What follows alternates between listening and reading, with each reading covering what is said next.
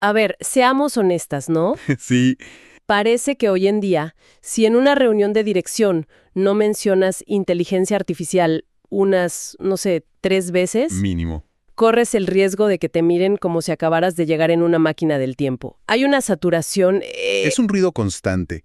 Y el problema, creo yo, es que gran parte de ese ruido está lleno de promesas que suenan a... A ciencia ficción. totalmente. A robots que van a decidir todos solos. Justo. Pero la realidad, y esto es lo que vamos a explorar hoy basándonos en un artículo muy bueno del blog de Apatia, es mucho más práctica y, la verdad, mucho más útil. Exacto, porque la gran pregunta que se hace la gente que gestiona empresas es, bueno, más allá de tanta palabra, tanto humo, ¿cómo se traduce esto en algo que me sirva mañana? Y la respuesta que nos da la fuente es... Sorprendentemente simple. ¿Cuál es? Productividad. Pone, la dirección estratégica, tradicionalmente, ha sido una mezcla de... De arte y olfato, ¿no? Exacto, de arte y olfato. Se basaba en mirar hojas de cálculo con datos de lo que pasó hace meses. Uf, sí. Y luego tomar una decisión casi cruzando los dedos, esperando que la intuición no fallara. Y esa intuición muchas veces era parte del ego del líder, ¿o no? Se valoraba como un poder casi místico. Aceptar que una máquina te dé un mejor pronóstico, requiere humildad. Ese es un punto clave, porque la fuente no dice que la IA venga a reemplazar el instinto. Ah, ok. De hecho, usa una frase muy potente. Dice que la IA viene a quitarle la venda de los ojos al líder. Me encanta esa imagen. No es un reemplazo, es una herramienta para ver mejor. Exactamente.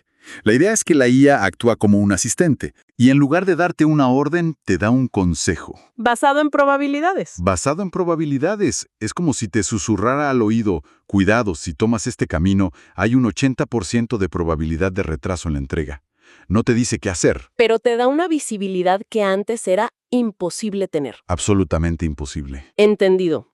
Suena genial en la teoría. Pero, ¿por dónde se empieza? Porque aquí es donde muchos se pierden, me parece. Uf, sí. Y el artículo es súper claro en su primera recomendación. Y me parece que va en contra de todo lo que oímos sobre Big Data la última década. El primer paso no es comprar un software carísimo, es ordenar la casa. Es el paso fundamental, el que la mayoría se salta por la emoción del momento. Quieren la solución mágica ya. Quieren la solución mágica sin preparar el terreno. Y ahí es cuando, bueno, se estrellan. Y usan esa frase que es un clásico total en el mundo de los datos. Un clásico que no pierde vigencia. Si metes basura, sale basura. Explican que el error más común y el más caro es comprar una plataforma de IA súper sofisticada y aplicarla sobre procesos que ya son un caos. Es como comprar un motor de Ferrari Sí, para ponérselo a un auto con las ruedas cuadradas. es tirar el dinero. Literalmente, tirar el dinero. Por eso el enfoque que proponen es el minimalismo de datos. Y esto es crucial, ¿eh? El artículo argumenta que la obsesión por el Big Data nos distrajo. ¿Cómo así? No se trata de tener muchos datos, sino de tener datos limpios, datos relevantes, calidad sobre cantidad. Pero eso va en contra de la corriente. La idea dominante ha sido, acumula todo, ya veremos para qué sirve. El artículo sugiere que eso es un error. Un error costoso. Lo pone de una forma muy terrenal. Dice que un simple archivo de Excel, Un Excel. pero bien organizado, con datos ciertos y actualizados, es infinitamente más valioso que un servidor gigante lleno de información, pues, desactualizada, duplicada o incorrecta. Ok, tiene mucho sentido. Pero seamos realistas. Identificar qué datos realmente mueven la aguja del negocio es la pregunta del millón, ¿no? Claro, ¿Cómo empieza una empresa a hacer esa limpieza sin el miedo de tirar algo que podría ser importante después? es una excelente pregunta, porque ese miedo paraliza. El artículo sugiere un ejercicio muy práctico. Imagina que solo puedes tener un reporte, uno, con 3 a 5 indicadores clave para saber la salud de tu negocio en tiempo real. Wow. ¿Cuáles serían? Y obliga a ser brutalmente honesto. O sea, dejar de lado las métricas de vanidad, como los likes o el tráfico web que no convierte. Exacto. Se trata de enfocarse en lo que duele o alegra de verdad. Las ventas reales, no las proyectadas. Los tiempos de entrega efectivos. La satisfacción medida del cliente. Esos pocos datos vitales. Entiendo. Una vez que tienes esa base limpia, pequeña y sólida, entonces, y solo entonces, puedes pensar en el siguiente paso. Ok, O sea que una vez que tienes esa base de datos limpia y confiable, el siguiente error a evitar es usarla solo para entender lo que ya te pasó. Y aquí el artículo usa una imagen que me pareció potentísima, la de conducir mirando por el retrovisor. Es que describe a la perfección cómo ha funcionado la gestión por décadas. Totalmente. Todo el esfuerzo se pone en generar reportes. Hermosos. Hermosos, que explican con un detalle increíble por qué perdimos dinero el mes pasado. Es una autopsia muy bien documentada. Exacto. Pasamos el tiempo analizando lo que ya pasó. Conducimos nuestro negocio con la vista fija en el espejo retrovisor. La IA, en cambio, como la describe la fuente, funciona como un GPS. Me gusta. No te dice por dónde viniste, te dice que hay tráfico más adelante y que mejor tomes la siguiente salida. Y para que no suene abstracto, lo ilustra con un caso real muy claro. Habla de una tienda de repuestos. Este ejemplo me parece genial por lo tangible. Sí, es muy bueno. La forma tradicional de operar era que el gerente pedía el stock basándose en la intuición. Decía algo como, Vamos a pedir más de esta pieza porque el año pasado se vendió mucho en abril. exacto. Una decisión basada 100% en el retrovisor. De compra de las últimas semanas, e incluso variables como si se anuncian más lluvias, que podrían aumentar cierto tipo de averías. ¡Wow! ¿Y el resultado? Lo definen como eficiencia pura. Eficiencia pura. No compran de más, o sea, no inmovilizan dinero en inventario que no se mueve. Y tampoco se quedan cortos, que es clave para no perder ventas y mantener a los clientes felices. Ese es el cambio fundamental. Se pasa de un análisis del qué pasó ayer a una predicción del qué pasará mañana. Y en un mercado competitivo, esa capacidad de anticipación es una ventaja enorme. Dejas de reaccionar a los problemas para empezar a prevenirlos. Justo. Ahora, este ejemplo de la tienda es súper claro para un negocio de inventario. Pero ¿cómo se aplica este GPS en una empresa que vende servicios, por ejemplo? ¿Qué se predice ahí? Es la misma lógica, pero aplicada a otras variables.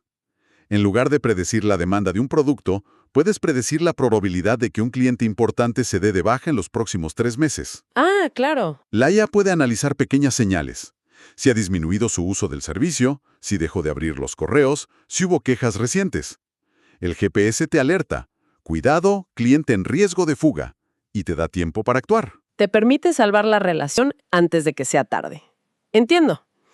Esta capacidad de predicción inevitablemente nos lleva a uno de los grandes miedos que rodean todo este tema. Y me gusta cómo el artículo lo aborda de frente. La IA para lo aburrido, tú para lo humano. Aterriza muy bien la discusión, ¿no? Lejos del pánico de los robots nos quitarán el trabajo. Uf, sí. La visión de la fuente es mucho más pragmática.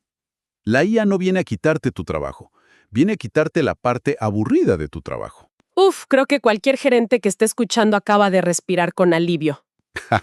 Es que sí. Porque la cantidad de tiempo que se va en ese trabajo pesado, el administrativo, es brutal. El artículo da una lista muy concreta. Revisar facturas una por una, cruzar horarios del personal para armar los turnos, buscar errores en listas de inventario. interminables. Interminables. Tareas que no requieren juicio crítico ni creatividad, solo repetición. Son perfectas para una máquina. ¿Y ahí se revela el beneficio estratégico? Ahí está. Al automatizar todo eso, los líderes recuperan su recurso más valioso, el tiempo. Pero aquí tengo una duda. ¿No existe el riesgo de que si los líderes delegan todas estas tareas aburridas, terminen por desconectarse de la realidad del día a día? ¿De perderle el pulso a la operación? Es una preocupación válida. Pero el artículo lo plantea de otra manera. No se trata de ignorar los detalles, sino de recibir los detalles ya procesados. Ok. En lugar de pasar 3 horas buscando un error en 1000 facturas, un sistema te dice en 3 segundos, hay un error en la factura 742.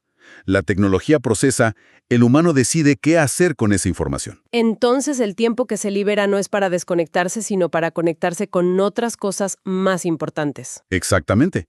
El artículo es claro. Ese tiempo recuperado es para hablar con el equipo, entender sus problemas, para negociar cara a cara con un proveedor importante, o simplemente para tener el espacio mental para sentarse a pensar en la próxima gran idea. Claro. La máquina te da los datos y las probabilidades, pero la decisión final, la que tiene en cuenta la cultura, la moral del equipo, esa sigue siendo profundamente humana. La tecnología procesa, Tú decides. Me quedo con esa frase. Y esto nos conecta perfecto con la última recomendación del artículo, que es casi una filosofía de gestión. Estrategias vivas, no documentos muertos. Este es un golpe directo a una práctica corporativa que se ha resistido a morir por décadas. Totalmente. Me siento tan identificada con la imagen que evoca el artículo. Todos hemos visto esos planes estratégicos a 5 años, ¿no? Uf, sí. Documentos larguísimos que se imprimían, se encuadernaban, se presentaban en una reunión solemne. Y luego iban a parar a un estante. En una empresa donde trabajé, le llamábamos a ese estante el cementerio de las buenas intenciones. Es una descripción perfecta. Se convertían en piezas de museo el mismo día que se imprimían, porque el mercado ya había cambiado 3 veces mientras se escribían. Exacto. La alternativa que propone la fuente es pasar de ese documento estático a un proceso vivo. Habla de usar tableros de control, los famosos dashboards, que se actualicen en tiempo real, ¿cierto? Correcto. La estrategia ya no es un documento de Word, es un panel interactivo que te dice al momento si vas por buen camino o no. Y esta idea es consistente con otras que he visto en el mismo blog.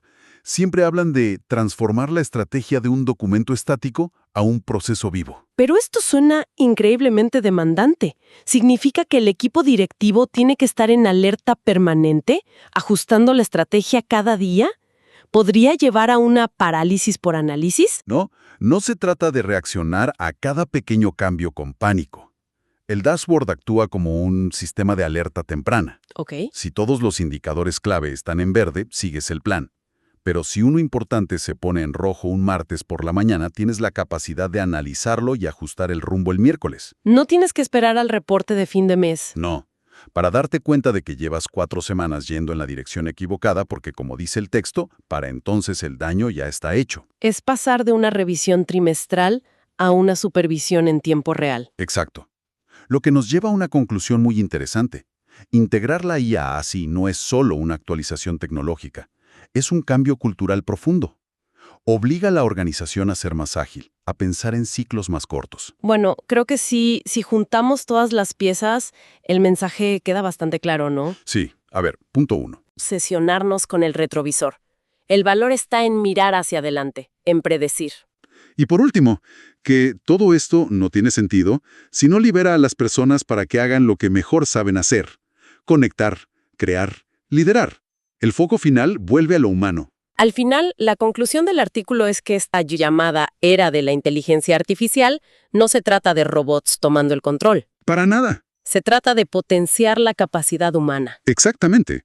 La fuente lo define como la herramienta más potente que hemos tenido para aplicar un minimalismo estratégico, es decir, usar la tecnología para eliminar incertidumbre, para borrar tareas sin valor. Y así poder centrar toda nuestra energía en lo que realmente importa, tomar buenas decisiones. Justo eso. Y lo que más me gusta es el mensaje final de accesibilidad. El artículo insiste en que para empezar con esto, no se necesita ser un genio de la programación. Ni tener un doctorado en estadística. Lo que se necesita es ser un experto en tu propio negocio y tener la voluntad de usar los datos para ver con más claridad. Es una herramienta al servicio del estratega, no al revés. Lo cual nos deja con una reflexión final, ¿no? Todo lo que hemos discutido se enfoca en cómo la IA procesa datos para mejorar drásticamente la toma de decisiones. Nos da el qué. El qué va a pasar o el qué deberíamos hacer para lograr algo, con una precisión cada vez mayor. Claro. Menos técnica. Y más profunda. Mucho más profunda. Porque si la máquina te dice cuál es el camino más eficiente para maximizar la rentabilidad, la pregunta que no te puede responder es, ¿ese es el único objetivo que importa? Uf. La pregunta pendiente, la que ninguna máquina puede ni debe definir es el por qué, el propósito, la ética, la visión que guían esas decisiones. Esa sigue siendo y será la tarea exclusivamente humana.